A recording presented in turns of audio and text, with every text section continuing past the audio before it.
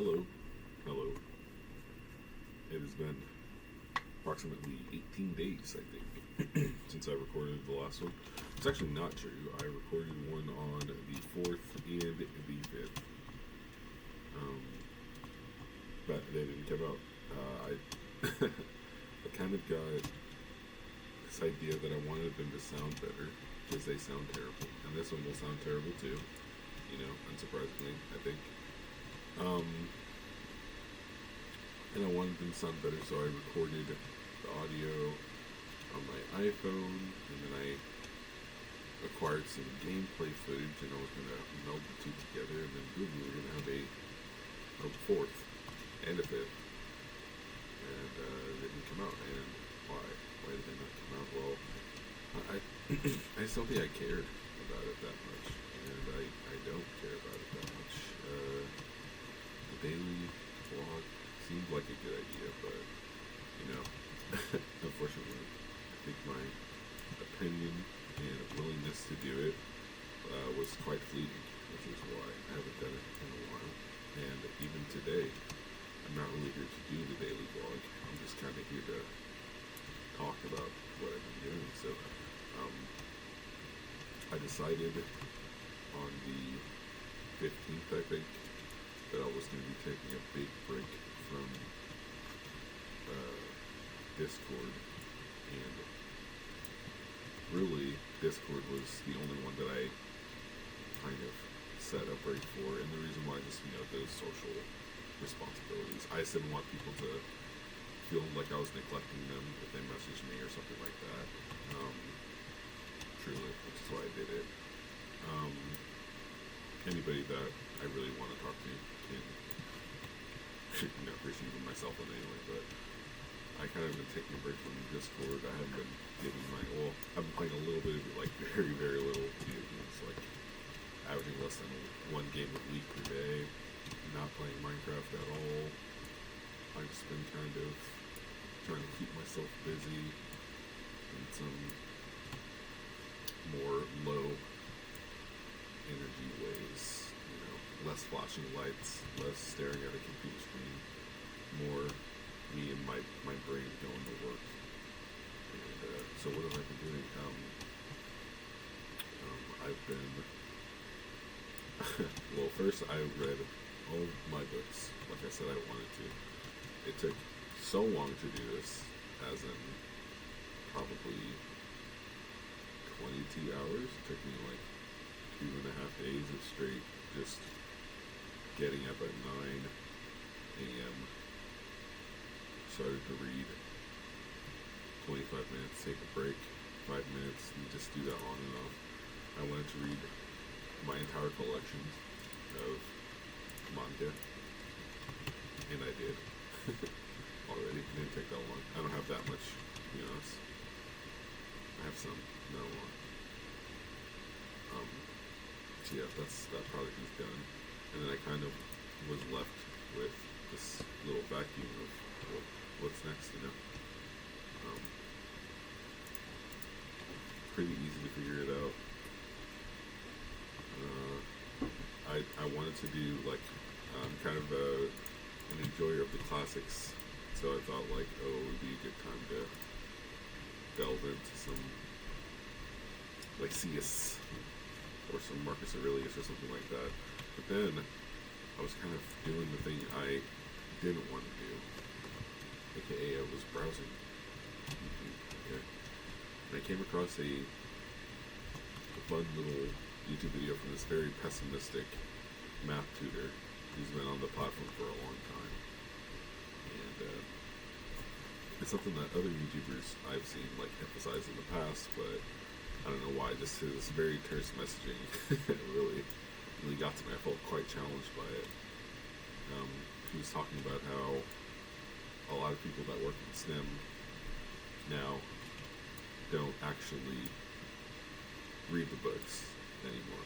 Reading the book is a lost art, People watch videos. People do Khan Academy courses. People don't read books. They don't take the time to read books. When's the last time you've actually sat down and read a STEM book and really worked the problems and then it cover to cover, you know what I mean? And I have to say, for myself, of course, as somebody who doesn't work in STEM, somebody that's generally interested in STEM, but mostly interested in literature. I haven't done that in a long enough time, so I thought, why not try it out?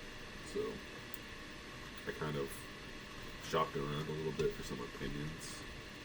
By shopped around a little bit, I mean I went to the one person I I actually trust, this other YouTuber called the Matsura, and he has this video that was produced I think last year or 2 years ago, and it's about foundational math text for computer science majors, even though I'm not a computer science major, but it's something I'm interested in. So I said, you know what, we're expanding our interests, why not start here? So I've been working through a textbook called College Algebra. It's by Blitzer. Yeah, Blitzer, 7th edition. I started working through that. I'm about 3 days into it. And it honestly has not been very challenging. I don't think it's meant to be challenging. I think it's actually meant to be pretty accessible and easy to use.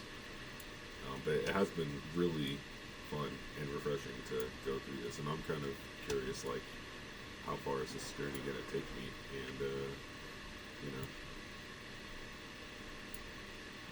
or is the journey going to take me anywhere?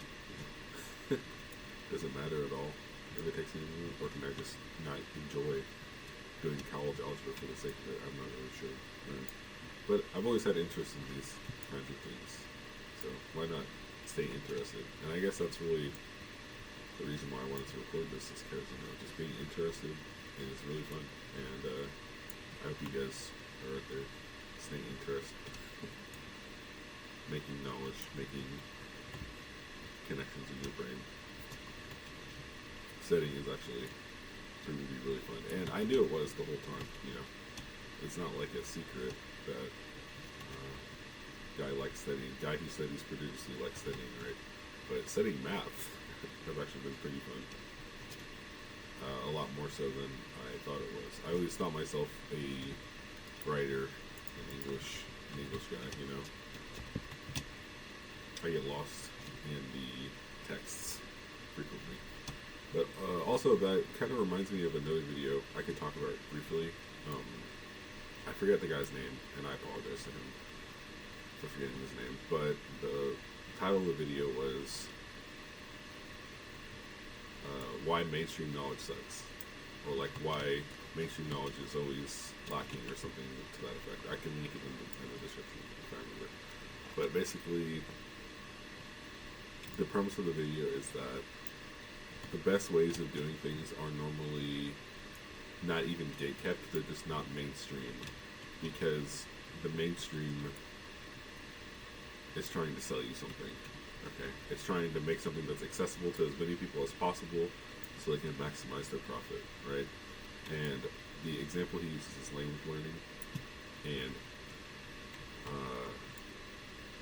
specifically, right, Stephen Krashen's idea of mass immersion learning, and like how kids don't have to learn grammar because they just experience grammar through pure exposure, seems to obviously be the best way to learn a language, because it's not something that you have to teach. It's cheap, you know what I mean?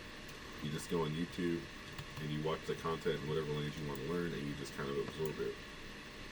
But the reason why it's not popular is obviously this is not monetizable by language learning companies. You know, there's no Rosetta Stone for mass immersion.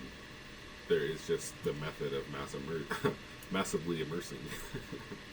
So, and then furthermore, it's a process that is like slow, and you know, the way that you would go about measuring your progress, you know, there's no Duolingo progress bar. You can't be 56% of the way done with your Japanese 1 course if all you're doing is watching anime for a few hours a day and listening to Japanese podcasts while doing other activities to get passive learning experience and accent recognition. You know what I mean? It's not sexy.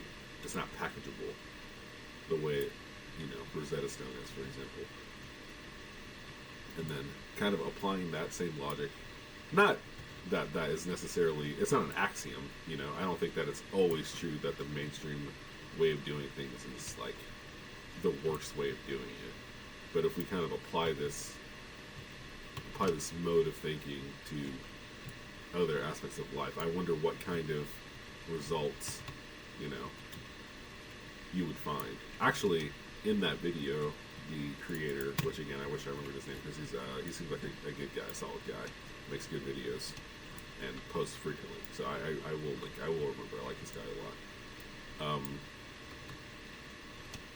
Even in that video, he talks about like exercise and exercise science and like the YouTube space around exercise, but how high volume training versus high intensity training, and how high volume training doesn't really have the empirical data supporting it to suggest that it's efficacious, but high intensity training does have scientific data. That at the end of the day, both groups have athletes that look good that use steroids, so the scientific the efficacy of the scientific literature becomes moot at a point because all people really care about is what you look like, and that's all people care about. That's why they work out. They work out to look good. They don't work out to do it in a way that is necessarily the best, right? And even the people that do claim that, right, the quote-unquote science-based lifters, they're at the end of the day just, you know, gonna do what benefits them the most economically because they're trying to maximize their gains in the bank, right? So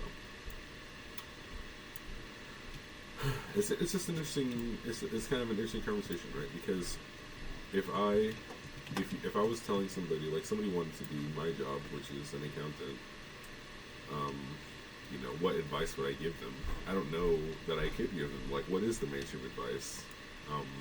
Go to college, you know, get a degree in accounting. But truthfully,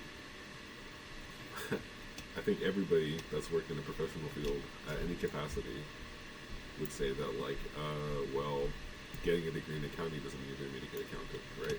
Getting a degree in computer science doesn't mean you're going to be good at it. I would say, when I tell younger kids that ask me for advice, I would say, like, oh, you should try to get exposure to it. Like, you might not necessarily be able to get a job, right? But, like, go online and see, like, what does an accountant do? What do bookkeepers do? And then kind of work backwards from there. Okay, what level of math will I need? You can look it up easily. Look up Tufts University accounting math requirements, you know, whatever it is, and then kind of extrapolate back from there. Think, like, is my math level going to be sufficient enough, and is my interest sufficient enough for me to take this level of math? Maybe discovering that path for yourself will be a much better use of your time than, you know, Googling how become accountant. Oh, go university, you know. Go university is like, that's like not advice. That's like obvious. Okay, you gotta go to university, but for what? And for how long? And for why? And what should I be expected to learn? And what are the career paths available to me? Am I gonna go to Big Four? When I get to Big Four, what's gonna be expected of me? What's my work life projected to be like? What is Deloitte saying, and what are the customers and employees of Deloitte actually saying about my work and my life and all of that? And it's like, I get the feeling that a lot of people just kind of do these things on autopilot. They just kind of take the whole thing for granted, and it just seems like a way to hate your life. So yeah, I mean, all that to say, if you guys want a good algebra textbook, I recommend you pick up the Blitzer 7th edition. It's really good.